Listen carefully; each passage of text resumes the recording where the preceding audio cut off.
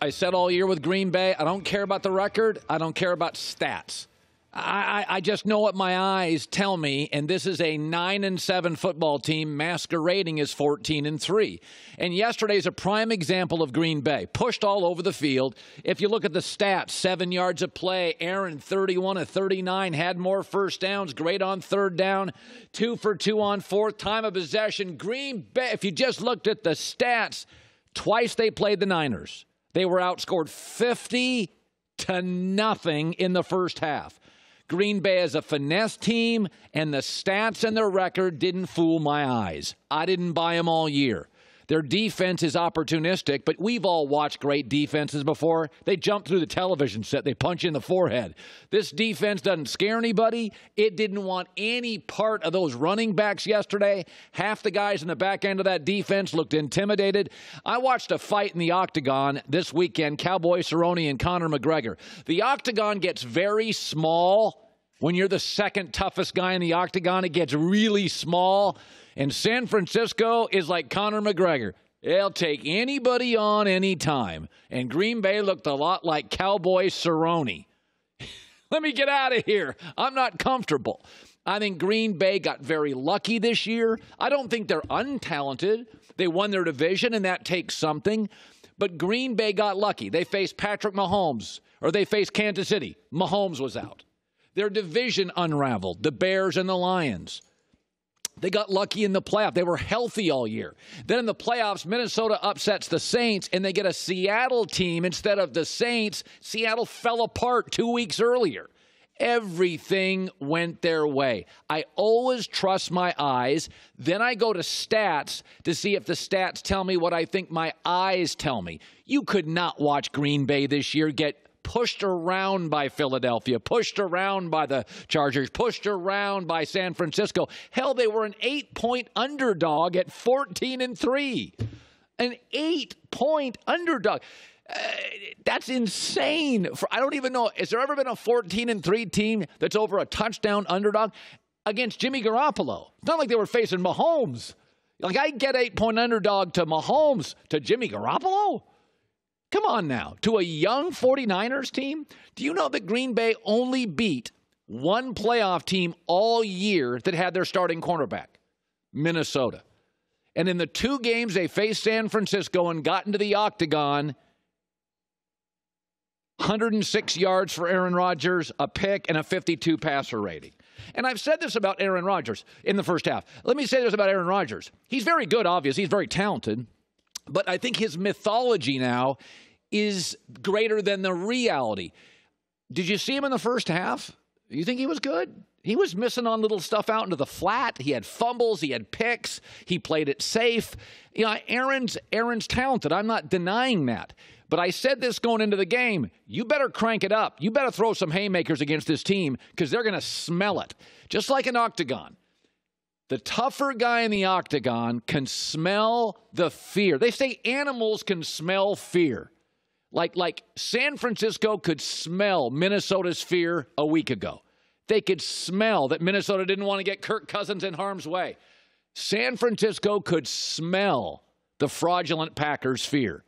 Dump-offs, quick hits, get out. Little Cam Newton there with Aaron Rodgers, fumbles lost. I'm not getting in that pile. I got nothing against Green Bay.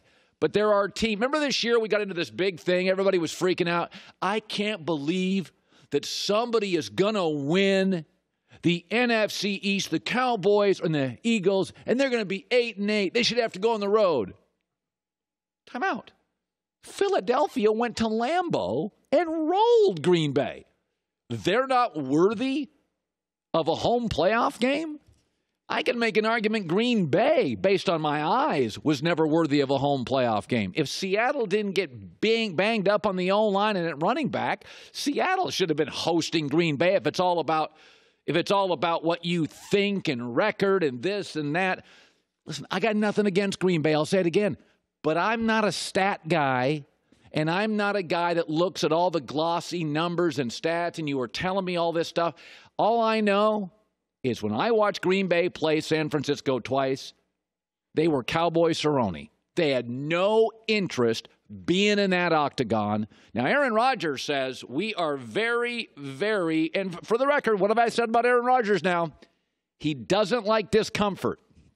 He doesn't like playing on the road, but he thinks they're very close to San Francisco. Okay. All right. Well, you could have earned that had you beaten Philadelphia at home. Could have earned that if you'd have gone on to San Francisco and won on the road. Yeah, you got to win those uncomfortable games. For the record, I think Green Bay is the poorest coached, the least talented, and the least physical of the final 4 teams that survived in the NFL playoffs. So is that close? You make the call. I don't think it is. All right, let me shift to a happier story. I love Andy Reid. I love smart. I love tough. I love clever. I like creative. I like talented. And I like Andy Reid.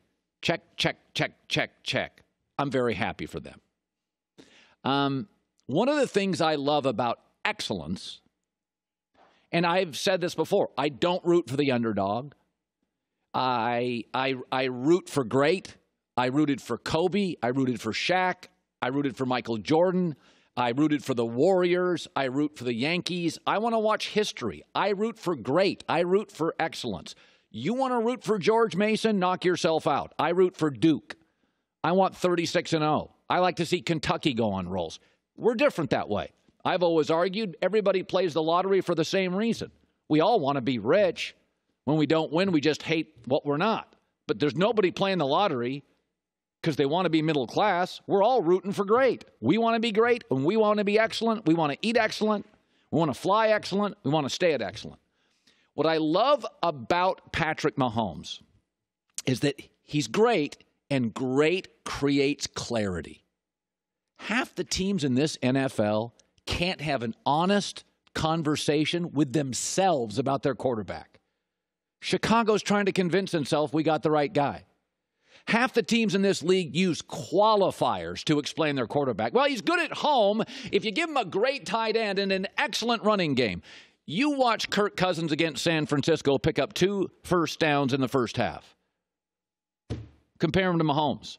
You saw Ryan Tannehill this weekend trailing, trying to go toe-to-toe against Patrick Mahomes. What'd that look like? Kansas City for years. You know Alex Smith is good enough. No, he's not. He's good, but he's not good enough. Patrick Mahomes creates clarity. For the next 10 years, Andy Reid's calling and designing the plays. Mahomes is slinging it. They'll draft great weapons. This is the offensive bar. Stop going into rooms. What do they say? The hardest person to be honest with is yourself. Stop trying to convince yourself that the Tannehills and the Trubiskys and the Kirk Cousins, or even, I would argue, the Cam Newtons. This is the bar. Okay? Well, Colin, once you pay Mahomes big money, they won't have the weapons. You're right. But like Russell Wilson, he'll still make them great. You don't think Travis Kelce's numbers are inflated because of Mahomes? I like Tyreek Hill too. You think you put him with every other quarterback in the league, and Tyreek Hill is getting that ball softly in his hands? Sammy Watkins, perfectly timed. Yeah, I mean, don't get me wrong. They'll have to move off some of their players because of Patrick Mahomes' salary. That's okay. Russell Wilson's never had a great receiving core, never had a great offensive line, and he's one play from 2 Super Bowls. The NFL, unlike the NBA, is not beholden to one player for ratings. But I'll tell you this, if I ran a network, I would put Patrick Mahomes with Andy Reid on television every week. I'd be fighting for him for Monday Night Football. I'd be fighting for him for Thursday Night Football. And I also think Mahomes, not only is he a great talent, and certainly he benefits from Andy Reid and the playmakers. We all get the game here. Nobody lives on an island. As good as LeBron is, he was much better with D. Wade and Chris Bosh than Matthew Dellavedova, right? Like we all get, Kobe Bryant was way better with Shaq and Pau Gasol than the years he didn't have either. We all get that, right? Nobody lives on an island. Everybody needs help. But I would say Mahomes does remind me a little bit of Steph Curry in Kansas City, Golden State. Steph Curry would be great in any time. But it does help that he plays in a league that you can't hand check, and he's a smaller guard, and that coaches are encouraging three-point shots. It plays to his strengths. And it does help that Patrick Mahomes doesn't play in 1960, 70, 80, or early 90s, where coaches really believe passing gets you in trouble. It's a passing league. You can't touch receivers. That allows Kansas City to go get track guys, run as fast as you can. They don't worry about getting hit, and Patrick's got the golden arm. This is the way football, if you look at the rules designed by the NFL or the NBA wants you to look like Golden State last year, and they want you to look like Kansas City now. Hard not to root for them. They check all the boxes. They're smart, they're fun, they're clever, they're cool, they're tough, they're exciting, and they're going to Miami. Arrow heading to Miami. Hi, everybody. Thanks for watching. Subscribe here to get the latest from the show. Also, be sure to check out more of the best clips from The Herd or go watch a few segments from other shows on FS1.